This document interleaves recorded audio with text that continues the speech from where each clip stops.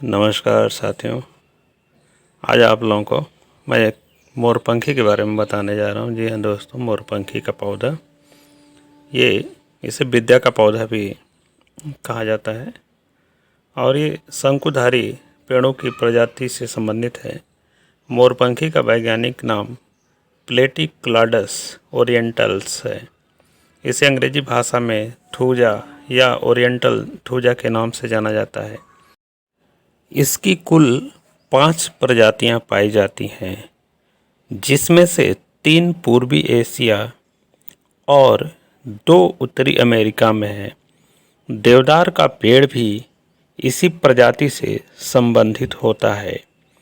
मोरपंखी का पौधा सदाबहार होता है। इसमें ऊपर लाल और भूरे रंग की छाल होती है और इसके पेड़ों की ऊंचाई 3 से लेके 50 से 60 मीटर या इससे अधिक भी हो सकती है। इसकी पत्तियां दोनों तरफ से प्लेन होती हैं, जिनकी लंबाई लगभग 1 से 10 मिलीमीटर होती है। मोरपंखी के पौधे नर और मादा दोनों तरह के होते हैं। नर पौधों में शंकु छोटे होते हैं और मादा पौधे का शंकु बड़ा होता है।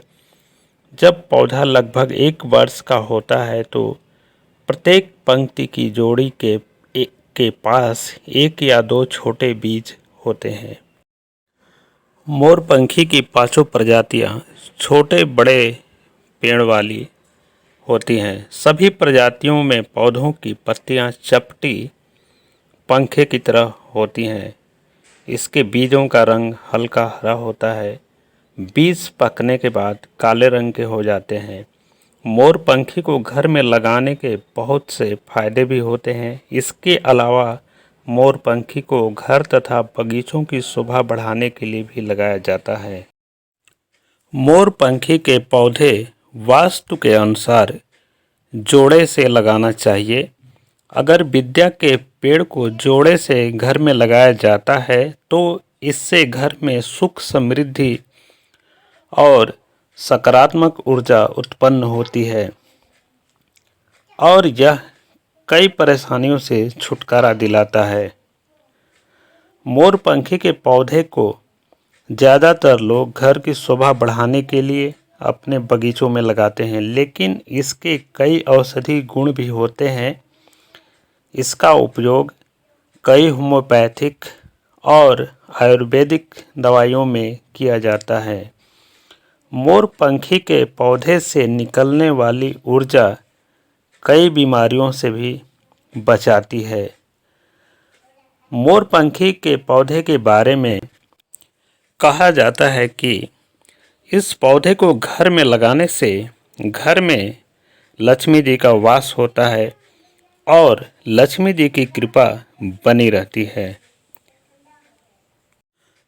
तो साथियों, अब देखते हैं कि मोरपंखी के पौधे को कहाँ पर लगाना चाहिए, कौन सी दिशा में लगाना चाहिए। तो मोरपंखी के पौधे को हमेशा ऐसे जगह पर लगाएं जहाँ पर पौधे को पर्याप्त धूप मिल सके।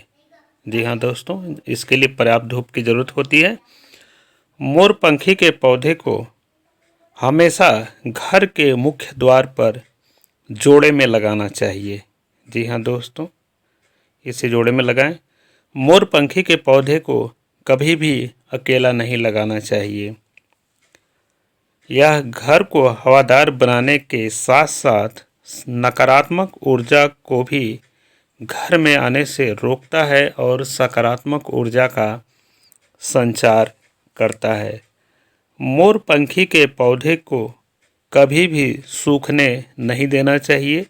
अगर यह पौधा सूख जाए तो इसको निकाल कर फेंक देना चाहिए और इसकी जगह एक नया पौधा लगा देना चाहिए। और दोस्तों, इसको देखते हैं फायदे। जब भी विद्या के पेड़ में पानी सूखने लगे तो तुरंत पौधे को पानी देना चाहिए। जी हाँ दोस्तों, विद्या का पेड़ यानी कि मोरपंखी का पेड़, अगर ये सूखता है तो इसमें तुरंत पानी देना चाहिए, इसको सूखने नहीं देना चाहिए। अगला देखते हैं दोस्तों। वास्तु के अनुसार मोरपंखी के पौधे को उत्तर या पूर्व दिशा में लगाना चाहिए। इससे घर में लक्ष्मी जी की कृपा बनी रहती है।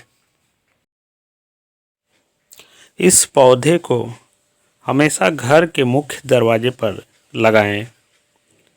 दरवाजे पर लगाने से कभी भी घर के अंदर नकारात्मक ऊर्जा प्रवेश नहीं करती है। इससे घर में कभी भी पैसों की दिक्कत नहीं होती है। साथियों, मोरपंखी के पौधे का जिक्र हमारे शास्त्रों में भी किया गया है।